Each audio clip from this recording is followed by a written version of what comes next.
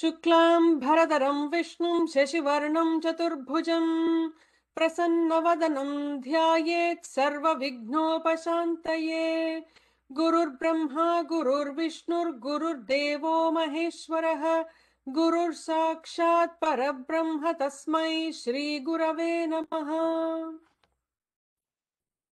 So we are starting from the Nama Manonmani in the 53rd shloka. It is the first line, it is the last Nama in that one. So we finished Sarva Mantra Swarupini, Sarva Yantratmika, Sarva Tantra Rupa. Now Manonmani. I will emphatically say, highlight this Nama, and if you want to put, write it in golden letters, go for it. It is an ultimate kind of a Nama, and we will look at a few, very few aspects of why that is so. But before, doing this, I'll just chant the mantra that I do for this one. Sorry. Manonmani Sada Shivaya Namaha. Manonmani Sada Shivaya Namaha. Manonmani Sada Shivaya Namaha.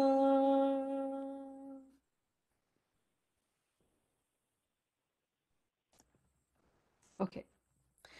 So, Manonmani, Mana Unmani. There are two, you can split this word into two.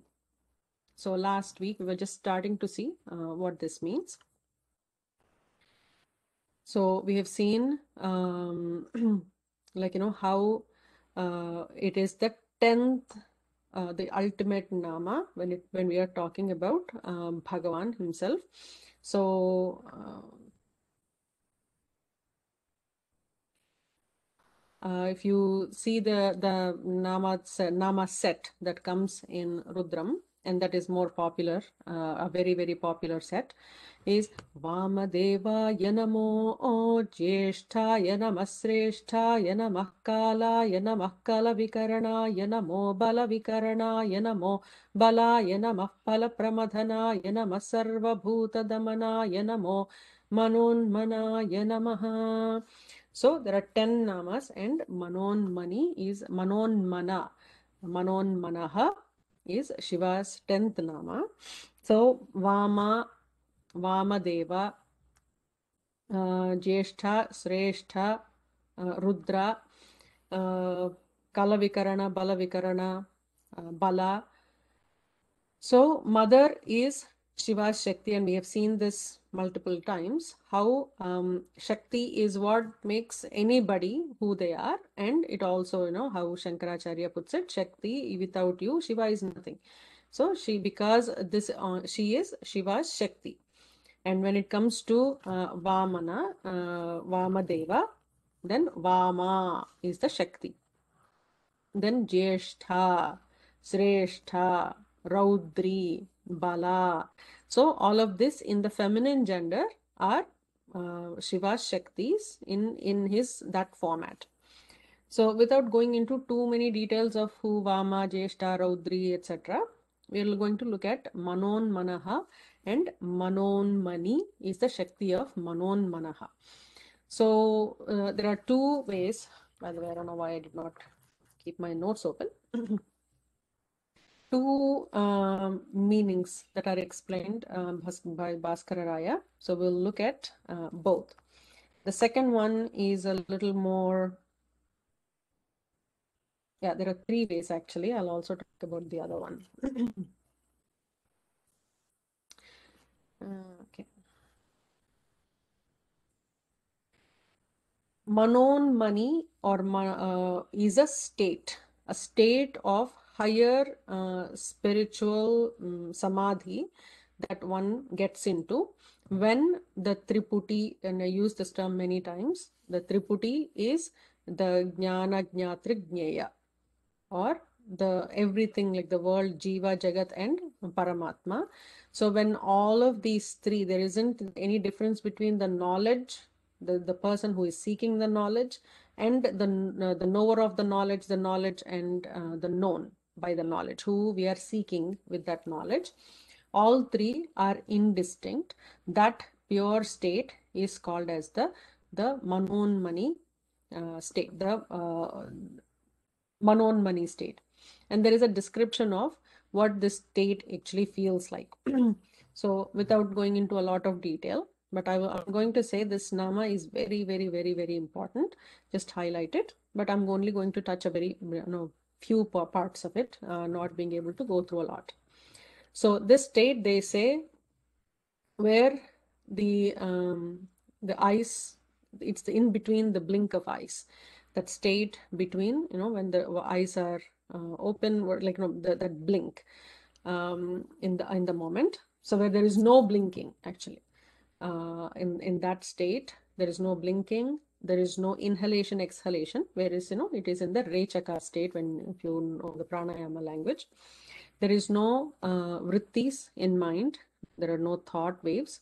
There are no sankalpas or vikalpas in the manas, and the whole achala state, the complete state of no movement. That state is called as the Manonmani state, and is attained by serious sadhaka, serious siddhas, not very easily achievable by us. It's just more of our visualization and understanding of what that state may be, and working towards it as a sadhana. So last week we were talking about that when there is Triputi, then there is names and forms. If there is no Triputi, then there are no names and forms. So Upadhi is the word for names and forms, the technical term. So Upadhi exists because of Triputi. And then in the Triputi, when the Triputi has become one. So, think about, sorry. See if I close this, doesn't work. I don't know if you're able to see the triangle here. That is the Triputi. And then all the three corners of the triangle, the whole triangle merges into one bindu. And that state, that place is called as the Manonmani state. That is the Sarvanandamaya chakra is what we call it, that avarana, where you get the whole, like all happiness in the absolute measure. That Anandam is nothing but Mahatripura Sundari, when we are talking about Sri Vidya. So the process of getting rid of this Triputi, that Jnana, Jnatri, Jnaya, Triputi, the process to merge and getting rid of those three things is called as Tripurasura Samharam, which is given a Puranic spin as if Tripurasura is a demon, and then mother has killed that demon. The esoteric meaning for that is to get rid of these the three angles or three dimensions on how we see the Jagat, and how all of this needs to merge into one, and that reaching that one, that Ekatvam, is what is going to give us Sarvananda. And to get to this point, we have to understand the underlying substratum of all of these three that exist is Bhagavan himself in the Trivikrama form. So that is the relationship between Vishnu Sahasranamam, Lalita Sahasranamam, Sri Rudram, and then Sri Vidya. All of these teach us the same thing. There isn't anything different, but just with different namas. So this state is called as Manonmani state. Then the second meaning is Manonmani is also a chakra. So we know the 6 chakras and then the Sahasrara, we talk about that. But between Ajna Chakra, if anybody pop quiz, if anybody remembers where Ajna Chakra is located, easy question, I guess. The eyes, Sriji, in the forehead. Between the eyebrows. So between the eyebrows, from the Ajna Chakra until the Sahasrara, there are multiple chakras. And I mentioned this before, it's only the top 6 chakras, the more important chakras that are taken into consideration for, popularly known. but there are a lot of chakras in the body. 108 are more frequently used, or 114. Some books refer to 114. So there are at least 8 chakras that are more frequently 9.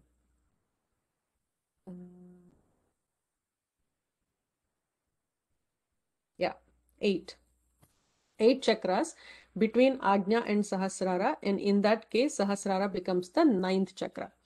In this set, Unmani is a chakra which occupies the 8th position, and there are names for these chakras, there are shapes for these chakras, and there are meditations for these chakras, which I won't go into.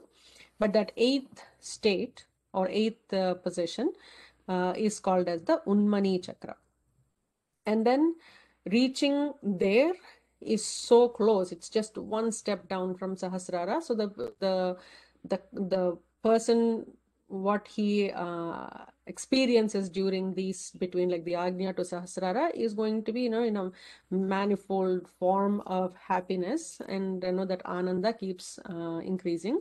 And reaching Manonmani state is not necessarily very easy for sadhakas in Kali Yuga, is what Puranas say. So that. Excuse me, Sriji. Uh-huh. You said the 8 positions, it's starting from Ajna Chakra to Sahasrara, right? The 8. Correct. And the Unmani is at the topmost. Yes, just one below Sahasrara. Yeah. One, okay. Thank you. Yeah. So it is from, like, there is a measurement for it on how the chakras are calculated from Ajna onwards, and there is a whole, like, continuation of the meditation for the individual chakras. This is also just an extension to the part of it. And even above Sahasrara also there's more chakras, right? Dvadashantam, yeah, there are 12 more. 12 more, okay. Yeah. And there are, like, 2 different variations of that. So I should probably say that when I say it. So Dvadashantam is considered 12 inches above Sahasrara, and there are some layers in between, like the Guru Mandala, everything that exists between Sahasraram and Dvadashantam. Some books refer to this Ajna to Sahasrara as Dvadashantam as well. So depending on what Tantra or what book, what Upanishad you are studying. There are 2 different references I have seen. Okay, thank you. Okay. So in this state, in that center, what Bhaskara Raya writes, there is no time or space, no tattva, no deity, complete freedom, purity, supremacy. What is called as Rudra Vaktra, mouth of Rudra. This is called the Shakti of Shiva. In it, there is neither subject nor object. It is spotless. So in the Shruti, Rudradhyayi, salutation to Vamadeva, supreme excellence. So that is where, the Shakti of Shiva is named as Manonmani, what we were just chanting, Vamadevaya Namo. So Bhaskara Raya also mentions that. And Tripuropanishad, actually, he also quotes it, that when the mind, free from attachment to object, fixed on heart, attains the state of Unmani, then the supreme abode one reaches, is what Tripuropanishad says. So this is 2 ways to explain it. And in Yoga Shastra language, in the Hatha Yoga and Yoga Shastram, Manonmani is explained as a mudra, Manonmani mudra. And it is related to Khechari mudra. There are, I've heard I don't have as deep of a knowledge into Yoga Shastram yet. It's an area of interest for me, but not an expert in it by any means.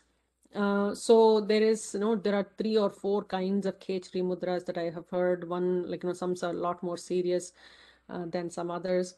But a mudra where you roll your tongue and touch the top of the palate, the soft part of the palate, and then you press against that part, and then do some bandhanas with it as you're mentally doing mantra japam, specific mantra japas.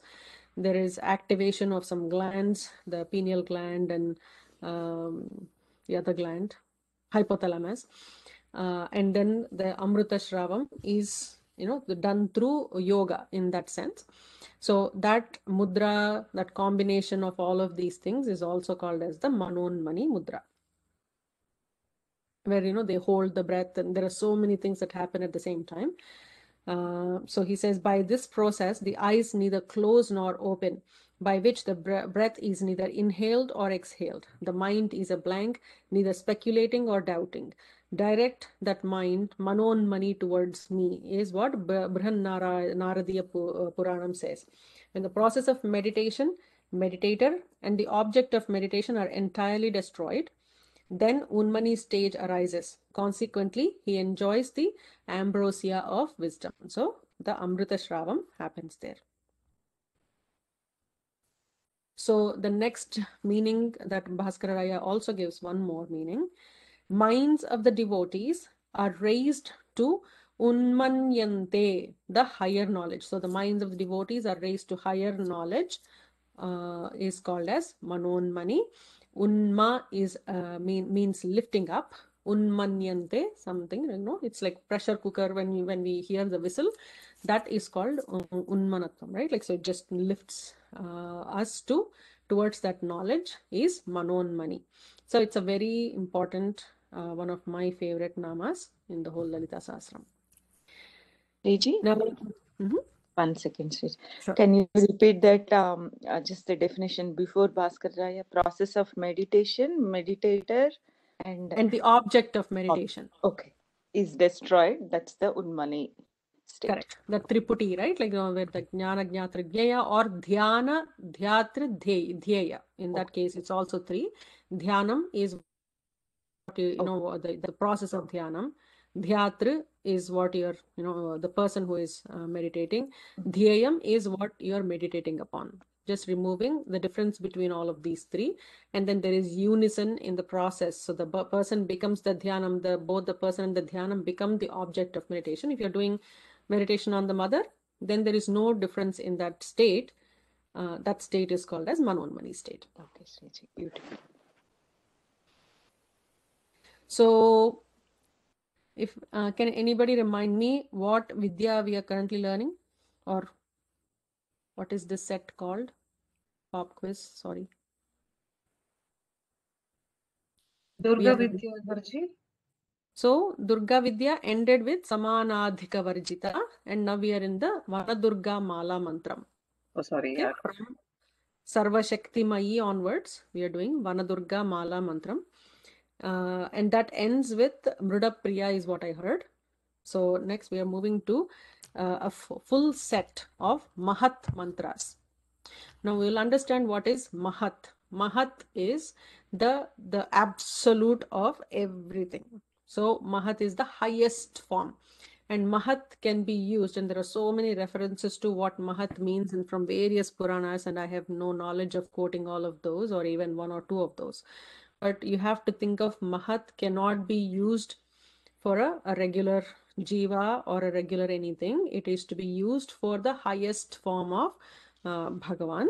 So here we are going to see about, I think, 21 or so namas that start with Maha, Maha, Maha, Maha.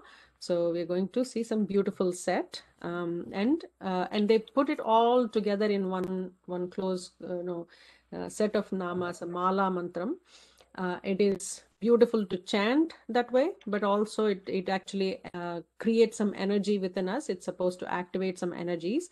So even in that sense, this is a very important set, starting from Maheshwari until Mahatripura Sundari. Even in this set, after all of these Mahat, Mahat, Mahat, Mahat, Mahat, at the end they'll say Mahatripura Sundari is all of this, like, final word on Maha.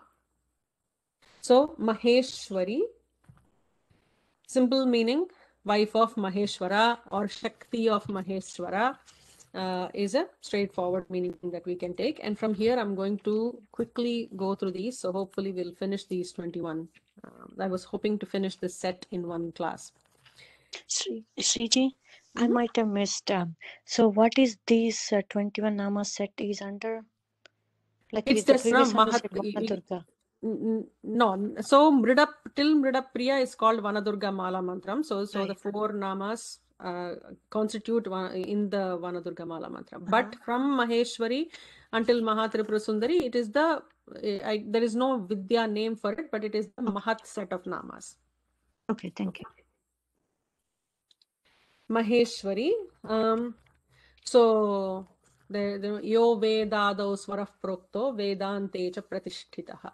So from the word, so yo veda adau swarah prokto, the swaram that is uttered at the beginning of Vedas. Vedante cha pratishtitaha, Veda antecha. So even towards the end of at the end of Veda, it is also continuously mentioned, and at the end is also it is mentioned that swara is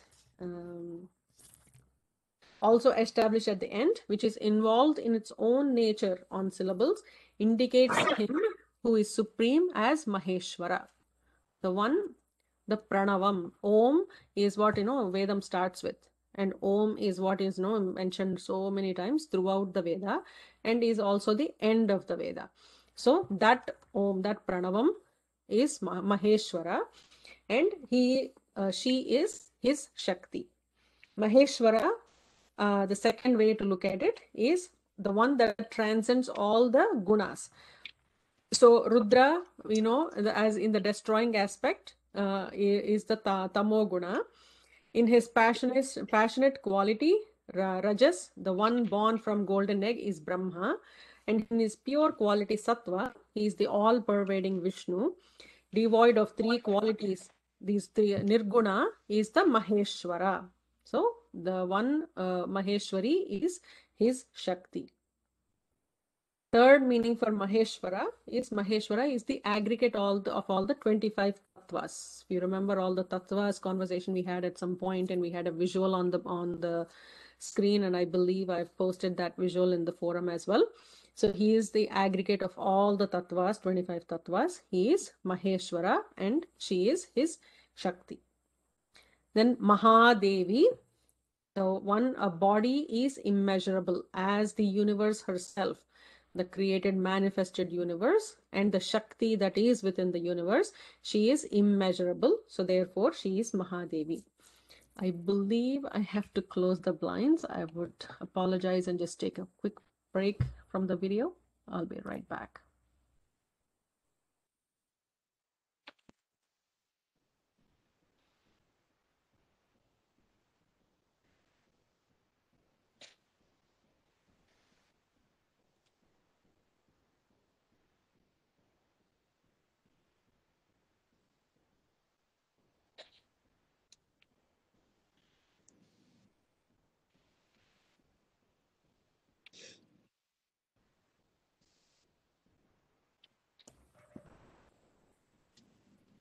Sorry about that. I am back. Sriji, can I ask you? I'm sorry. Another Sure, question. please go ahead. Go ahead. So Brahma is what form now? Nirguna form is Maheshwara. Correct. And the pure So- form is Vishnu. Brahma is Tamoguna in the destroyer aspect as Rudra. Rajoguna in the creative as the Srishti Karanam, Brahma. okay. And Sattva Guna and the Sthiti Karanam as Vishnu. The one devoid of all of these, the Nirgunam or Gunatitam, is Maheshwara. Okay, thank you. Okay, the next. So I think for Mahadevi there is one more, but I'm going to just skip that and move to the next part. And oh yeah, Mahadevi is the presiding deity. So she's Shakti Peetham, the Chakratirtha on the Gandaki Nadi. That Devi is Mahadevi there. Okay, the next is Mahalakshmi.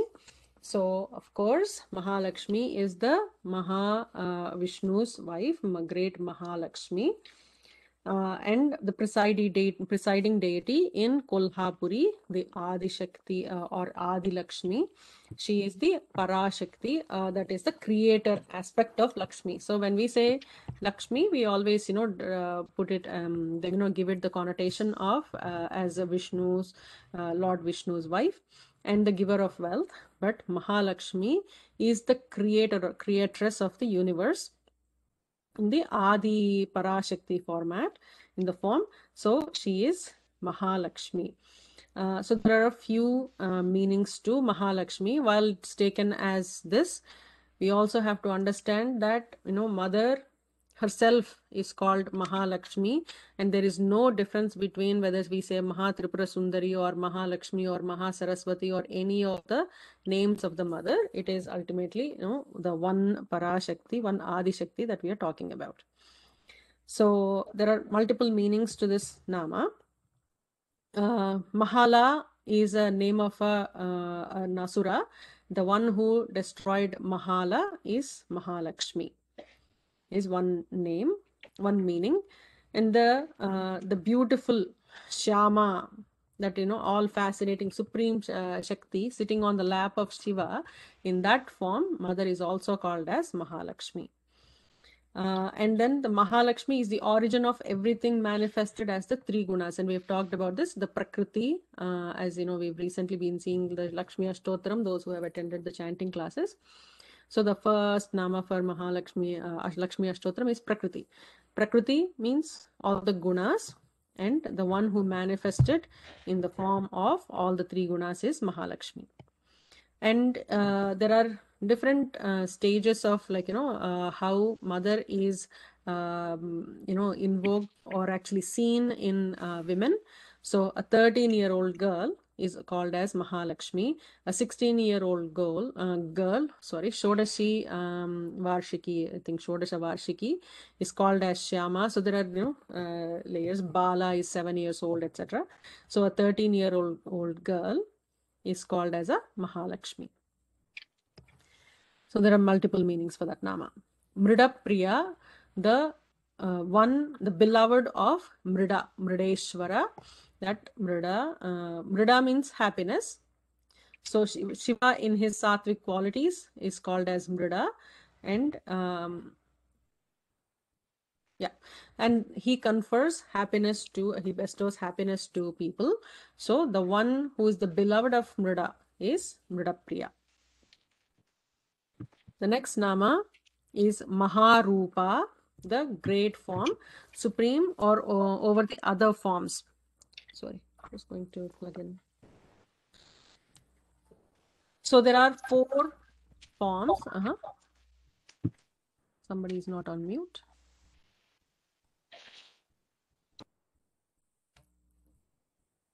So she is the supreme form, great form, and it is supreme over the other 4, is what Vishnu Puranam says.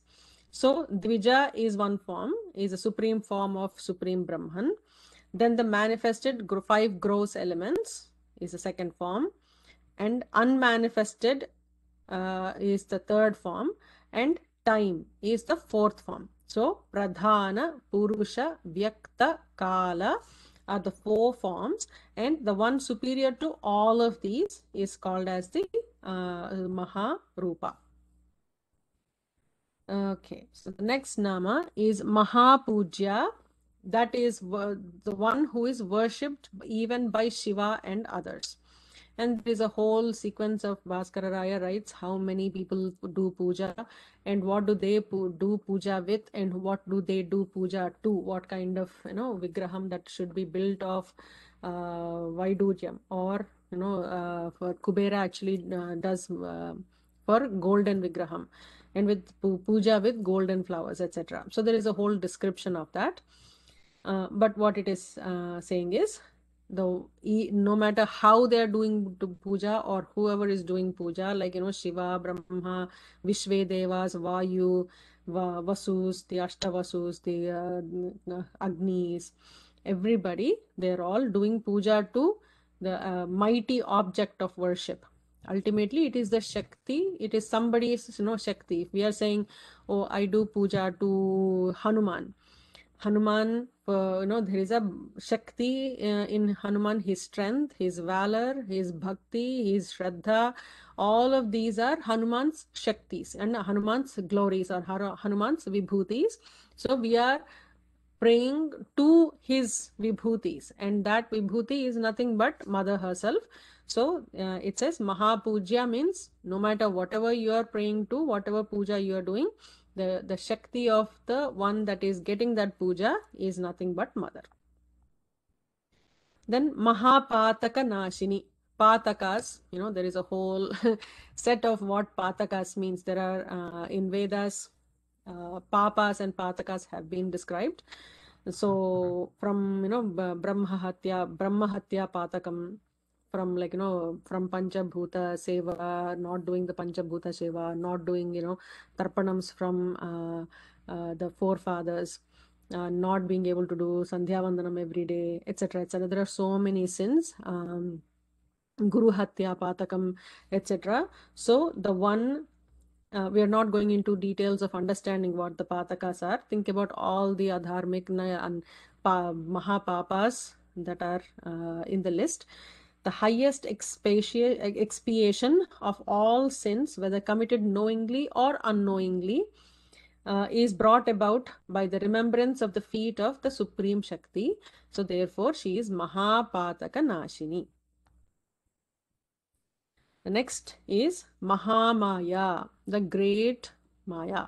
I don't know if I would use the term illusion. That's how it's been translated by Anantakrishna Shastriji. Padmaji, we are in 54th shloka now. Second line of the 54th shloka. So it's been, generally translated as illusion. I personally do not want to translate the word Maya. It is one of the intranslatables to English. So I would just leave it as that, and we will try to understand Maya a little bit. So she causes Maya to even Brahma, is how it is explained in the Markandeya Puranam. That divine Devi, Mahamaya, forcibly draws away the minds of even the sages and leads them to confusion. She who always makes him devoid of knowledge, the being who possessed knowledge of his real nature whilst in the womb. So, understand this well. So, in the womb, we had the knowledge of who we are. Compelled him to take birth by means of the winds of delivery, and leads him by reason of the samskara of previous births to desires like food, etc. Thence into confusion, egotism, doubt, subsequently compelling him again and again to undergo the stages of anger, distress, and greediness, and then leads him into sensual desires and causing anxiety day and night, producing sometimes pleasure and sometimes pain, is called Mahamaya, the great Maya, and hence she is the ruler of the universe. So Shriji, I'm this happens at the time of the birth, the Maya. When we are in the womb, there is no problem, right? So We when still they're in the remember. moon, yes, and in the Yes. moon, we have the knowledge. But as soon as that birth is taken, and that's why even they say in infants can kind of struggle from the previous births, and they just get those dreams, and they're forgetting, and they're getting into that illusion or the Maya. I shouldn't be using the word illusion. Sorry. When they take birth, that's when Maya's influence starts on them and moves them away from the real knowledge or real understanding of who they are to more of the material. That Bahir Darshanam starts happening and just goes through this whole cycle. I felt this cycle was very important for us all to understand. So I have a homework to send this sequence in the forum, so everybody gets a chance to go through it and kind of draw a little flow chart of how this is all happening, and how it's as simple as just reversing our steps back, getting into that bindu. So it's a slow process, right? It's not happening right away, because they say as infant they still remember. They still remember some of the previous samskaras, so that So it's a slow process. Yeah, but it won't take too long for anybody to start, give it to a 3-month-old child or a 4-month-old child, something he believes it is, his, and you drag it from him and he'll start crying. So that's, possessiveness started from that stage onwards. So it's not going to wait until 3, 4, 5 years old. It's going to be not very far from being born. Okay, thank you. Okay, so next one is Mahasattva, Sattva could be taken as guna, existence, strength, quality, and sattva means just to be, stha. So she is the Maha aspect of all of these things. So great reality. She is the truth, the ultimate truth. Then Mahashaktihi, the great energy. So she is the energy of the whole universe in its absolute measure. Whatever energy exists, that's all the mother. Just as the brightness of a fire is spread abroad, so the energy of the Supreme Brahman is spread in the whole world, is what it says. Then Maharatihi, Rati means to delight, means desires. So the great delight. Because sages find more delight in her than in worldly things, she is the Maharati. Maharati is also the wife of Mahakama. So therefore she is Maharatihi. Then Mahabhoga, the great extension of the earth. Bhoga has two meanings, right? One is extension. So she is the one that has extended into the universe. Or bhoga, as we know, more and more popular way of meaning is joy and wealth. So she is the absolute measure of bhoga. Mahavirya. So notice that this is not Mahavira or something of that sort. It's Mahavirya. So Virya actually has multiple meanings, the same meaning as the glory, the strength, the might, the valor, etc. is also, she is in the absolute measure. But it also means... Excuse me, Shriji, are we into verse 55 now? Yes. Mahasattva, Mahashaktihi, Maharatihi, 55 now. Mahabhoga, Maheshwarya, Mahavirya. Did I miss Maheshwarya? Yeah. Yeah, I missed Maheshwarya. So I'll go back to that one. So finishing Mahavirya. So Virya is, there are two meanings. There is the strength, valor, and determination. All of that is considered as the Virya. So she is the absolute measure. And Virya also means the reproductive fluid. And she is the absolute measure. She is the one that produces everything and causes, the progeny. Going back to Maheshwarya, so she is the great ruler. So Ishvara is the ruler, and Maheshwarya is the Maheshwara and his Shakti. So therefore she is the great ruler, is how Bhaskara Raya explains it. Then the Nama Mahabala, the great strength. So so there is a whole set of what Bala means that Bhaskara Raya provides. We'll skip that. We know what Bala means. So she is Bala. And next is Mahabuddhihi. When the intelligence is directed towards her, nothing remains to be known. This is the theory of everything we were just talking about a few minutes ago, which when known, the whole universe is known. From whom, we'll just stop there for a minute. So because she's the knowledge that exists, she is the thing that exists, the substratum that exists. Knowing that substratum, we would know everything that exists in the universe. So therefore, she is Mahabuddhihi. And in all of these cases, you have to remember, when we say she is Mahabuddhi or she is Mahabala, she is also to be taken as the one who confers that or bestows those qualities in us. So notice that the two aspects of it, I'm not repeating that multiple times. So I'm assuming it is understood that from Maheshwari, so she provides lordship to us. So Mahadevi, so Mahalakshmi, Mridapriya, she provides that happiness to us. So Mahamaya, she's the one who is the great Maya. She is the one that can relieve us from this Mahamaya as well. So that's how there are two meanings for each of these namas. Note that. And then Mahasiddhihi. I wish I can take a little bit of time here. So Siddhis are superhuman powers or capabilities that people get. So when we talk about relative measure and absolute measure, you know, it's not, though it's a scale, the relative measure is so small in comparison to the absolute measure. But generally, 99.99% of people have a scale of, say, let's assume 1 to 10 of intelligence or of valor or of, you know, knowledge. Then there are the people who actually try to extend it beyond by a little bit.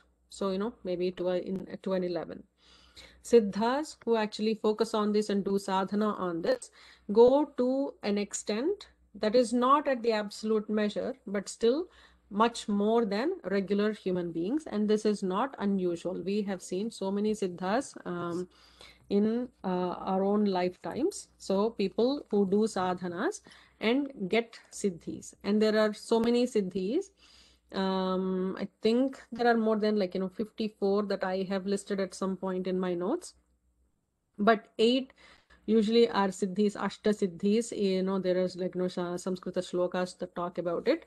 So anima siddhi, laghima siddhi, garima siddhi, mahima siddhi. These are all different siddhis. Anima siddhi is to become minute. So we have seen in Ramayana, like Hanuman just, you know, takes the form of a very small form, and then he goes into Lanka. Then Anima,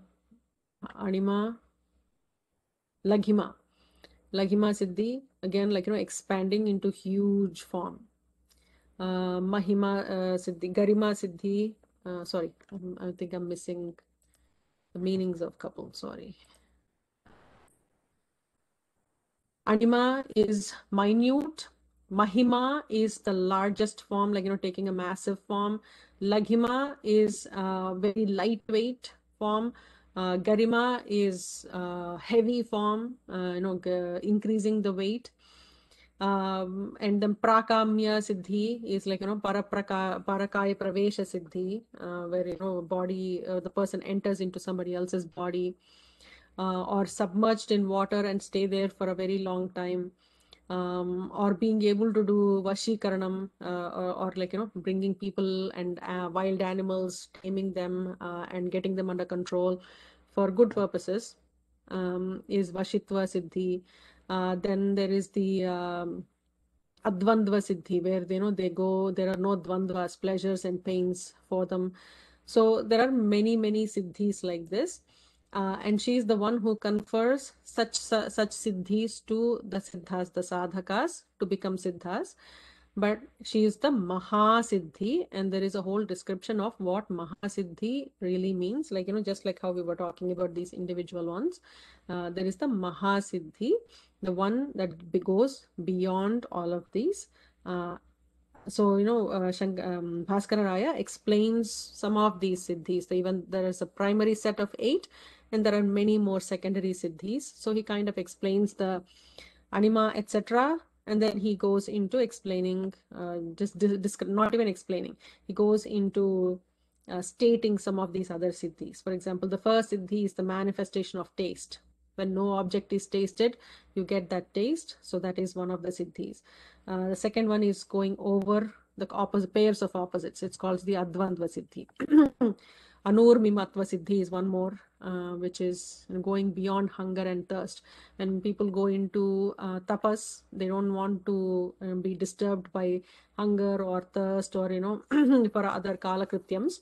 So they actually do use their anurmimatva siddhi, sorry, to be able to do undisturbed meditation. So she is one who gives them all these siddhis, but she is also a siddhi herself, beyond, way beyond all of these basic siddhis. She is the Mahasiddhi. So with that, we reached 10:45, and we still have a few Mahanamas. So maybe next week we'll complete those and get into, I wanted to spend a whole class on the 3 namas, Chatusashchupacharadhya, Chatusashti Kalamayi, Mahachatusashti Yogini Ganasevita. So there are 3 namas. I thought I'd spend, there are 64 upacharas that we do for mother. Usually we do Panchopacharam, 5 upacharas, or Shodashopacharam, 16 upacharas. Only in for Mahatripura Sundari Puja, there are 64 upacharas. So I thought, I'll just give you the full list of the 64 and also like what Chatushashti Kalas means, etc. But looks like we'll not be able to do it until 2 weeks. Any final thoughts before we conclude with the Shanti Mantra? Sriji, if you have extra time, we do to finish the Maha. Maha? Let me think about it. So the Vichara Dashakam is still continuing. So at some point, I would like to bring back the classes to Saturdays. So Shaji Mahoday has given me permission to do so from April 24th onwards. So let me, think about it, and I'll post something in the forum to see. What if we is, can you also clarify what the name of this Vidya is, starting from Maheshwari?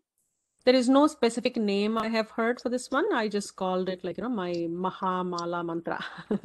Okay, thank you. Yeah. Sriji, sorry to interrupt, but we didn't recite this, right? I Can we know, do I it in just realized that scales? too. I go in a flow when I'm doing the meaning, so I sometimes forget. So maybe next week we'll chant the shlokas from 53 onwards till 57, 58. And then we are going into amazing set of like Manu Vidya is a Vidya itself, and Chandra Vidya, Chandra Mandala Madhyaka. I don't know how much deeper I can go into those. Each of these namas, you can take a whole lifetime to just understand one nama. But I'm just trying to speeden it up. But at the same time, I also feel like I'm taking up a lot of time from all of you and from GTOB. I'd like to finish as soon as possible, but we'll see how it goes. Okay, we'll conclude with the Shanti Mantra.